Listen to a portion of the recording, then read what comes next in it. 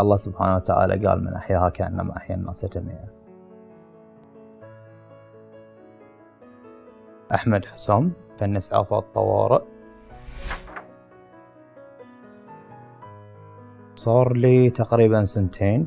اخترتها لأنه أشوف أن عندي شغف لها، عندي حب حق هالمهنة هذه. احتاج لو نبذة بسيطة عن الأمور هذه على أساس نقدر نتصرف. أنا أخذت النبذة، لا حبيتها زود، قمت شوي شوي أتدرج فيها لأن دخلت حتى في العلاج الطبيعي، قمت أخذ دورات.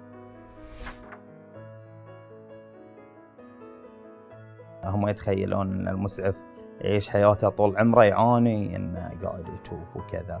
هو أول مرة مرتين 3 نعم، يعني عادي يتم 2-3 أيام ما يأكل ما ينام، يتعب وايد يتعب، بس بعدين خلص يوصل حق مرحلة يخلص من الكيس اللي عنده أو الحالة اللي عنده.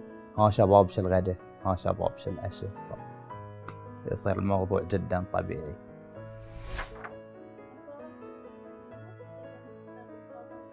أول شيء في رمضان دائما يزيد عندنا هبوط ضغط الدم، وهبوط اللي هو معدل السكر في الدم، وعندنا بعد مشكلة الجفاف وايد قاعدة تأثر، حالات إغماء.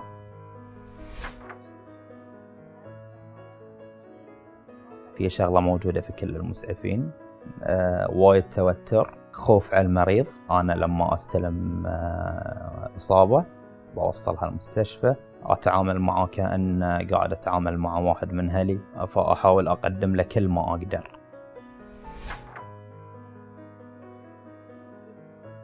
ككلمة حلوة الحمد لله دائما نسمع، وهذه يمكن أكبر نعمة أنا قاعد أعيش فيها في هالمجال.